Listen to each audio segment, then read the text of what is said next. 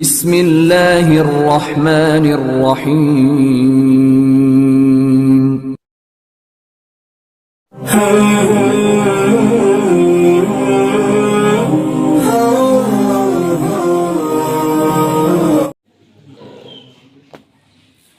لكل شيء زكاة ولزكاة البدن الصوم. ہر چیز کی زکوٰۃ ہے، تزکیہ، ہر چیز کو پاک کرنے کا ایک طریقہ ہے.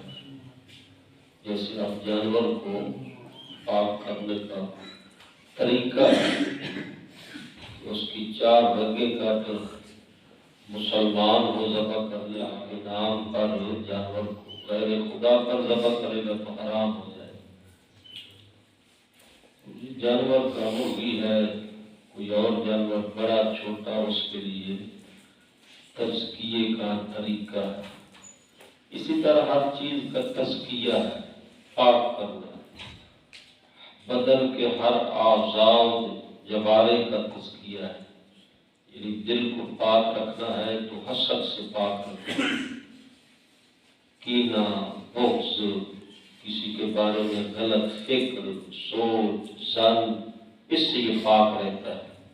کسی کے بارے میں یعنی کہ کوئی گمان نہ رکھے، یہ قلب کے پاک ہونے کی علامت ہے کہ کسی کے بارے میں آپ غلط نہ سوچیں.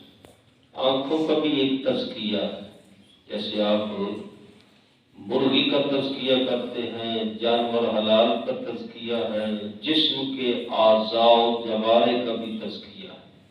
شکم کو پاک رکھیں. نہیں، مولا کائنات فرماتے ہیں کہ 2 چیزوں کی ضمانت آپ دے دیں، جنت کی ضمانت میں دیتا ہوں. کون سی 2 چیزیں ہیں؟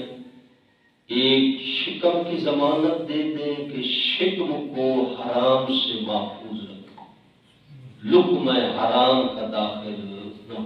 خدا نخواستہ لقمہ حرام کھائیں گے تو ہر چیز کا لطف ختم ہو جائے، چاہے ماہ رمضان ہے، حتیٰ کہ حج کے دوران مقام عرفات پر پہنچ جائیں جو کائنات کا افضل ترین مقام ہے. بیت اللہ پہنچ جائیں، وہاں بھی امام دکھائیں گے، یہ دیکھو طواف کر رہے ہیں لیکن کوئی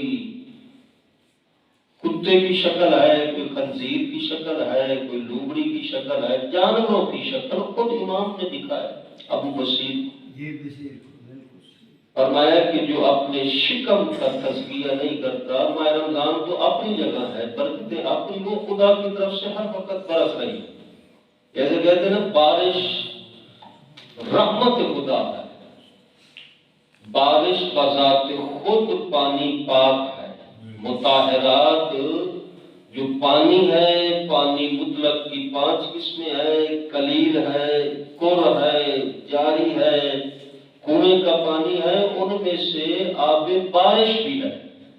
یعنی یہ بارش بذات خود پاک ہے. اگر آپ بارش برس رہی ہے، آپ نیچے جا کر غسل جنابت کرنا چاہتے ہیں ہو جائے گا، وضو کرنا چاہتے ہیں ہو جائے گا، کپڑے پاک ہیں، یہ ساری چیزیں مثلا جتنی بھی مٹی یہ چھتے وغیرہ اس سے پاک ہو جاتی ہے. لیکن یہی بارش کے قطرات، یہی بارش اگر نالی میں آ جائے، گندگی پر آ جائے، گندگی میں اضافہ ہوگا. پاک، اب آپ کہیں گے یہ بارش پاک ہے، نجس ہے، یہ خود جگہوں کی وجہ سے یہ کیا ہے، ظرف ایسا ہے. اللہ کی رحمت برس رہی ہے لیکن ماحول مثلا ہے کہ وہ جھوٹ بھی ہو رہا ہے، 2 نمبری بھی ہے، یہ سارا یہ ظرف ہے. لکل شیء زکات، ہر چیز کی زکات ہے. بدن کی زکات کیا ہے؟ الصوم، روزہ زکات ہے بدن کی، کہ روزے کے ذریعے اپنے اعضاء و جوارے کو پاک رکھیں، اپنے قلب کو پاک رکھیں. اس کا مولا نے فرمایا کہ شکم کی ضمانت آپ دے دیں اور دوسرا شرمگاہ کی ضمانت دیں. یہ 2 چیزیں ہیں کہ جو انسان اس کی خاطر اپنے پورے جسم کو نجس کر دیتا ہے، اعضاء و جوارے خراب. شکم کی وجہ سے جھوٹ بولتا ہے، شکم کی وجہ سے غیبت کرتا ہے، شکم کی وجہ سے گلہ کرتا ہے، شکم کی وجہ سے حسد کرتا ہے. کہتے ہیں یہ حسد کرنا حرام ہے. کیوں؟ علماء کہتے ہیں کہ اس لیے کہ حسد کیا ہوتا ہے، اگر کسی کے پاس نعمت ہے وہ کہے کہ یہ کہاں سے آ گئی اس کے پاس، اس سے میرے پاس ہو یا نہ ہو کم از کم اس کے پاس نہیں ہونی چاہیے. یہ حسد ہے. دل میں رہے تو دل کو زنگ لگ جاتی ہے. حسد یعنی پاک نہیں ہوتا. اس لیے کہتے ہیں کہ اگر دل میں یہ کرے ظاہر نہ کرے تو پھر بھی یہ نقصان دے. علماء مثال دیتے ہیں کہ ظاہر نہیں کرتا، زبان سے کرے تو پھر تو حرام ہے، گناہ کبیرہ ہے. حسد باقاعدہ صورت ہے. وَمِن شَرِّ حَاسِدٍ إِذَا، میرا اللہ جو جب حاسد حسد کرے تو اس کے شر سے مجھے بچا. یہ حاسد آدمی اپنے آپ کو بھی قتل کر دیتا ہے، جائے کہ جس پر حسد کر رہے اس کو خراب کر دیتا ہے، غیبت کرنی شروع کر دیتا ہے، حسد کی وجہ سے تہمتیں لگانی شروع کر دیتا ہے. یہ ایسا ہے، اس کی خوبی کو بھی غلط بیان کرے گا. حاسد آدمی اگر وہ نماز پڑھے گا تو یہ کہے گا کہ یہ ویسے. حاسد آدمی من شر حاسد اذا حسد، فرمایا کہ یہ زبان پر تو ہے، اندر بھی ہے کہ اگر وہ اپنا وہ کمرے میں آگ نہ ہو، فقط دھواں ہی ہو، دھواں نقصان تو نہیں پہنچاتا، جلاتا تو نہیں ہے، لیکن وہ کہتے ہیں کمرے کو متاثر کر دے گا، کالی جگہ کر دے گا، دیواروں کو، چھت کو دھواں. یہ اندر رہے پھر بھی یہ خراب. حسد کی پھر علامت کیا ہے کہ کسی کو سلام نہ کرنا. حسد کی میں نے بتایا تھا کہ حسد کی علامتیں ہیں کہ اگر اس کی خوبی بیان ہو تو یہ چپ کر جائے. حالانکہ خوبی پر تو انسان کی فطرت ہے کہ اچھی چیز پر داد دیتا ہے، غلط چیز سے یہ تو مومن کی علامت ہے.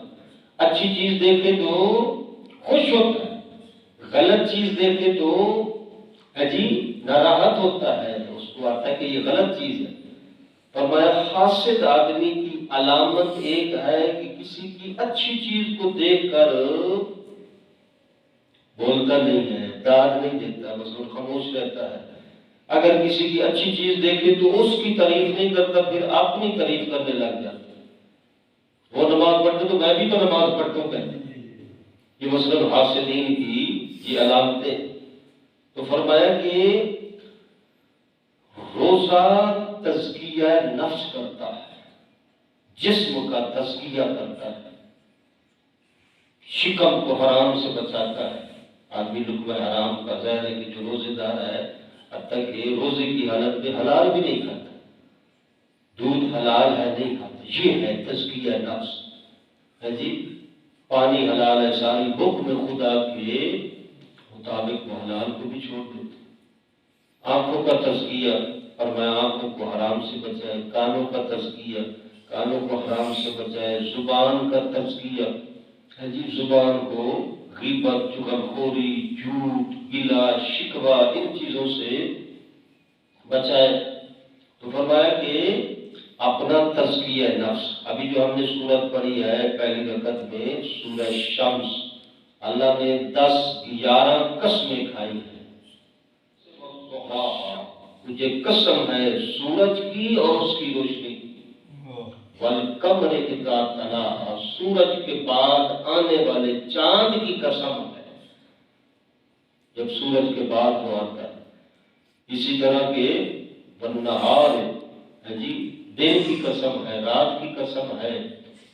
11 قسموں کے بعد اللہ نے ارشاد فرمایا قد افلح من زکاہا، کہ یقیناً کامیاب وہ ہے کہ جس نے اپنا تزکیہ نفس کیا، اپنی آنکھوں کو پاک کیا. یعنی اپنے آپ کو پاک نہیں کرے گا، پوری دنیا کو پاک کر دے گا، اس کو کوئی فائدہ نہیں، اس کی کامیابی نہیں ہے. تقریریں کرے گا، لوگوں کو بتائے گا، یہ ساری چیزیں، اس پر کیا اثر ہوا ماہ رمضان کا، اس پر روزے کا کیا اثر ہوا. اس نے تزکیہ کیا ہے، اپنی روش کو چینج کیا ہے، توبہ کیا ہے، استغفار کیا ہے.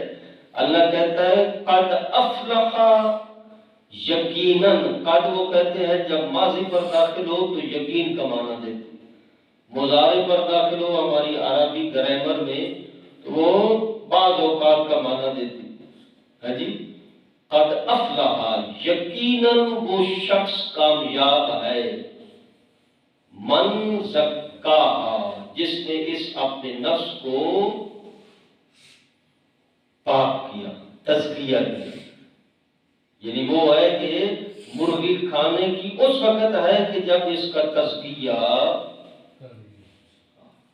کوئی آپ مثلا بتائے نا کہ اس مرغی کو بچے نے ذبح کیا ہے، 5 سال کے بچے، یہ اس کو خود بخود مر گئی، بسم اللہ جی یہ آپ کی افطاری کا کھائے گا؟ جو ایک بوٹ بھی نہیں حرام کی کھا سکتا، وہ اپنا پورا جسم کیسے مثلا ہے کہ حرام کر. ایک ظاہری تزکیہ ہے، ایک باطنی تزکیہ.